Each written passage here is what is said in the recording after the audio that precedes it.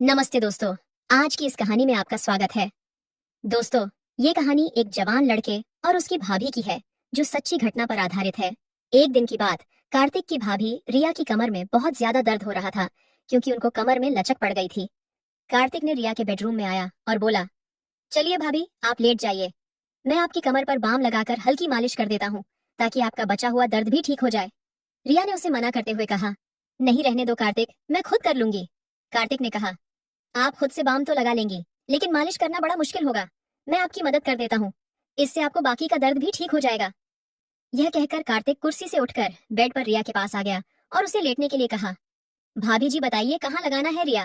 कार्तिक की हमदर्दी और फिक्र देखकर अब उसे मना नहीं कर पाई। हकीकत में दर्द का बहाना बनाकर कार्तिक को परेशान करना चाहती थी। वह शर्माते हुए पेट के बल लेट गई और अपनी कमीज को कमर से थोड़ा ऊपर कर लिया और कहा, यहाँ पर लगाओ। कार्तिक ने थोड़ा सा बाम अपनी उंगलियों पर लिया और धीरे धीरे रिया की कमर पर मलने लगा। जैसे ही उसके हाथ रिया की पीठ पर पड़े, उसे एक सुकून का एहसास हुआ। कार्तिक ने धीरे धीरे मालिश करना शुरू कर दी और उसके हाथों का स्पर्श रिया को बहुत आरामदायक लगा। जब जब कार्तिक के हाथों की उंगलियां उसकी कमर बंद के पास आईं, रिया का दिल जोर से धड़कने लगा, लेकिन उसने खुद को संयम में रखा और कार्तिक की मदद का आभार माना। कार्तिक ने पूछा, भाभी, ज्यादा दर्द कहाँ हो रहा है? रिया उस समय थोड़ी असमंजस में थी। अनजाने में जवाब दे बैठी, थोड़ा सा नीचे है। कार्तिक ने फिर से थोड़ा और नीचे बाम लगाने की कोशिश की। भले ही वह मालिश सिर्फ औपचारिकता थी, लेकिन रिया को कार्तिक के हाथों का स्पर्श बेहद सुकून दे रहा था। भाभी जी, अगर आप सलवार को थोड़ा नी कर दे तो बाम अच्छे से लग सकेगा, कार्तिक ने कहा। इस पर रिया थोड़ी हिचकिचाना, फिर भी उसने अपनी सलवार को थोड़ा सा नीचे सरका दिया। नाड़े के बंद होने के कारण सलवार पूरी तरह से नीचे नहीं हो सकी, लेकिन कुछ हद तक सरक गई। कार्तिक ने फिर कहा, भाभी जी, आपकी त्वचा कितनी साफ है, बहुत ही गोरी है। कार्तिक की इस बात पर रिया के गाल शर्म से लाल हो गए, लेकिन वह उल्टी लेटी हुई थी, इसीलिए कार्तिक इसे देख नहीं सका। उसे यकीन था कि कार्तिक उसकी देखभाल में जुटा हुआ था और उसकी बातों में कहीं न कहीं इज्जत भी झलक रही थी।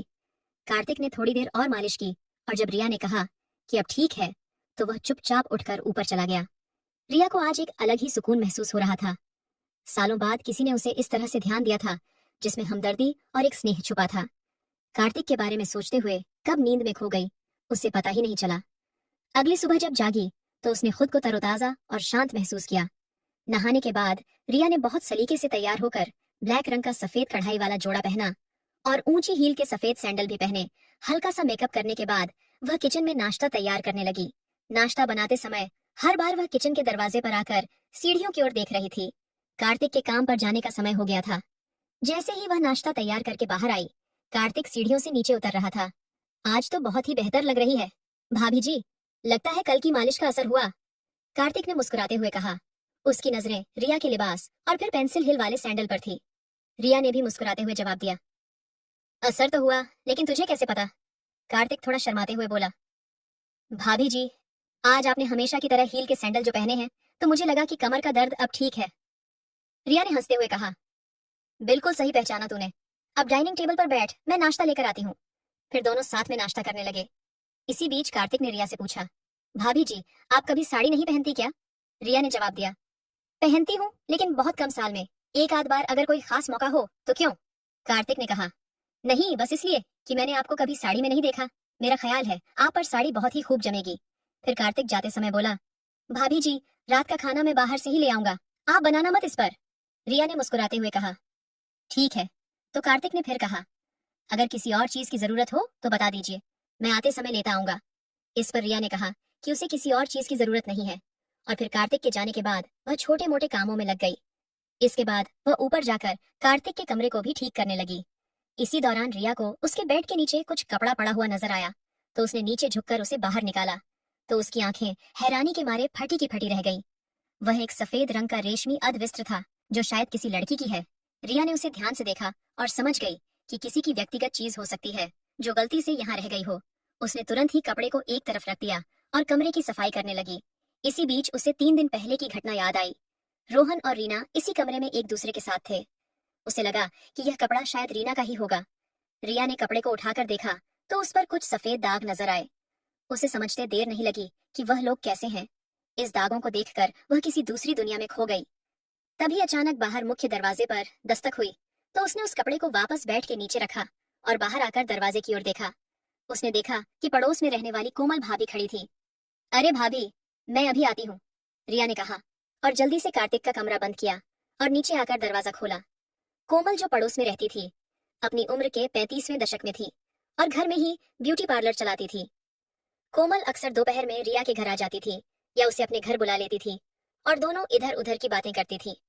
उस समय उस दिन भी रिया और कोमल गली मल्ले की ढेरों बातें कर रही थी। कोमल के जाने के बाद रिया ने एक बार फिर से नहाने का मन बना आया। सुबह कार्तिक ने साड़ी का जिक्र किया था, इसलिए नहाकर उसने नीले रंग की प्रिंटेड साड़ी पहन ली और साथ में सिल्वर रंग का पेंसिल हील वाले खूबसूरत सैंडल भी पहने। कार्तिक के आने का समय भी हो चला था और वह शाम के 4 बजे ही आ गया। जब रिया ने दरवाजा खोला तो कार्तिक उसे बड़े गौर से देखने लगा। उसे अपनी ओर इस तरह से ध्यान से देखता हुआ देख रिया मुस्कुराते हुए अदा से बोली, ऐसे क्या देख रहे हो? कार्तिक मुस्कुराते हुए बोला, वाकई भाभी, आज आप इस साड़ी में बहुत ही खूबसूरत लग रही हैं। ये कहकर वह अंदर आ गया और वह साथ में रात का खाना भी लाया था। भाभी, मैं ऊपर जा रहा हूँ, फ्रेश होने के लिए आप एक गिलास शरबत बना देंगी प्लीज? रिया ने उसकी ओर मुस्कुराते हुए देखा और कहा, हाँ हाँ, क्यों नहीं। उसके बाद कार्तिक ऊपर चला गया और फ्रेश होकर जब नीचे आया तो उसने एक आरामदायक टी शर्ट और शॉर्ट्स पहना हुआ था। रिया ने शरबत बनाया और उसे अपने बेडरूम में ले आई और उसने वहां पर कूलर लगा हुआ था। कार्तिक रूम में आकर सामने वाली कुर्सी पर बैठ गया और रिया भी बेड पर टांगे नीचे लटकाकर बैठ गई। दोनों ने इधर उधर की बातें की। इस दौरान कार्तिक ने रिया से पूछा, भाभी, अब आपकी कमर का दर्द कैसा है? रिया मुस्कुराते हुए बोली, अरे, अब तो मैं बिल्कुल ठीक हूँ। कल तहे इतनी अच्छी मालिश जो की थी। कार्तिक ने अपना शरबत का गिलास साइड टेबल पर रखते हुए कहा, भाभी, आप आराम से लेट जाइए, मैं एक बार और बाम से आपकी मालिश कर देता हूँ ताकि आपकी तबीयत और भी अच्छी हो जाए। रिया ने मना करते हुए कहा, नहीं कार्तिक, मैं अब बिल्कुल ठीक हूँ। लेकिन कार्तिक ने कहा, भाभी, आप मेरे लिए हमेशा इतना करती हैं, क्या मैं आपके लिए इतना भी नहीं कर सकता? चलिए लेट जाइए। रिया ने उसकी बात को टाल ना सकी और खाली ग्लास टेबल पर रखते हुए बोली, अच्छा बाबा, तू मानता नहीं, लेटती हूँ, पहले सैंडल तो उतार दूं। सैंडल उतारने की जरूरत नहीं है भाभी, इतनी खूबसूरत सैंडल आपके हसीन पैरों की खूबसूरती को और भी बढ़ा रहे हैं, आप ऐसे ही लेट जाइए। कार्तिक ने थोड़ी चंचलता से कहा। रिया को उसकी बात पर हंसी आ गई और वह उसकी बात मानकर बेड पर लेट गई। उसने साड़ी पहनी हुई थी, इसीलिए उसकी कमर कार्तिक की नजरों के सामने थी। कार्तिक ने बाम को उंगलियों पर लगाया और रिया की कमर की मालिश करने लगा। रिया ने कार्तिक से पूछा, एक बात बता कार्तिक, तुझे मेरी ऊंची हील वाली सैंडल बहुत पसंद है ना? कार्तिक थोड़ा शर्माते हुए बोला, जी भाभी, आप बिल्कुल सही कह रही हैं, आपको अजीब लगेगा, लेकिन मुझे महिलाओं के पैरों में हाई हील वाले सैंडल बहुत आकर्षक लगते हैं और आप तो हमेशा ही हाई हील की सैंडल या चप्पल ही पहनी रहती हैं। रिया मुस्कुराते हुए बोली, अरे इसमें शर्माने वाली क्या बात है, और मुझे कुछ अजीब नहीं लगता, मैं तो तेरी भावनाओं को समझती हूँ। कार्तिक के हाथों से हो रही मालिश से उसे बहुत आराम मिल रहा था। कार्तिक के हाथ धीरे धीरे नीचे की ओर और बढ़ने लगे। रिया के मजाक के मूड को देखते हुए कार्तिक ने भी थोड़ा हिम्मत दिखाते हुए कहा, भाभी, आपकी त्वचा कितनी नरम है, अगर आप चाहे तो साड़ी को थोड़ा नीचे कर ले ताकि मैं अच्छे से मालिश कर सकूं और साड़ी भी गंदी नहीं होगी। रिया ने थोड़ा शर्माते हुए साड़ी को थोड़ा ढीला कर दिया ताकि मालिश करने में आसानी हो सके। उसे पिछली रात की मालिश से बहुत सुकून मिला था, इसलिए उसने ज्यादा नानुक नहीं की। जैसे ही रिया ने साड़ी को ढीला किया, कार्तिक ने धीरे से साड़ी को नीचे की ओर कर दिया ताकि वह अच्छी से उसकी कमर की मालिश कर सके। लेकिन उसी समय रिया को एहसास हुआ कि उसने जल्दबाजी में कोई गलती तो नहीं कर दी है और उसे थोड़ी असहजता महसूस हुई।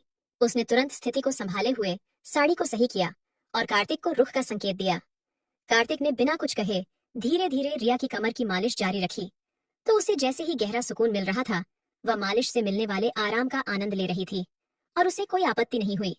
कार्तिक ने मालिश को जारी रखते हुए धीरे धीरे अपने हाथों को नीचे की ओर बढ़ाया। रिया को मालिश से राहत मिल रही थी, लेकिन उसे महसूस हुआ कि कार्तिक ने थोड़ी और हिम्मत कर ली है। उसने ने महसूस किया कि उसकी पीठ पीछे के निचले हिस्से में ज्यादा ध्यान दे रहा है। रिया को यह महसूस हुआ कि उसकी साढ़े कोट थोड़ा और ढीले हो गए हैं और उसने शर्म के मारे अपना चेहरा तकिए में छुपा लिया और अपने होठों को दबाकर अपने अंदर की बेचैनी को नियंत्रित करने की कोशिश कर रही थी। कार्तिक उसकी त्वचा पर बाम लगाने के बहाने मालिश कर रहा था, लेकिन रिया को महसूस हो रहा था कि कार्तिक की हरकत अब अधिक हो गई है। रिया ने अब भी कोई आपत्ति नहीं जताई तो कार्तिक ने मालिश को थोड़ी और नीचे बढ़ाया।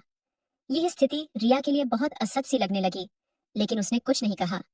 थोड़ी देर बाद उसे लगा कि कार्तिक उसकी सीमा पार करने की कोशिश कर रहा है और उसने तुरंत स्थिति को संभाले हुए मालिश को रोकने का इशारा किया। थोड़ी देर बाद जब कार्तिक ने गलती से रिया की पीठ के निचले हिस्से को छुआ तो रिया अचानक से चौंक गई। उसे महसूस हुआ जैसे उसके शरीर में एक अजीब सी हलचल हो गई हो। उसने तुरंत कार्तिक का हाथ पकड़कर दूर कर दिया और घबराहट से बोली, अरे ये क्या कर रहे हो?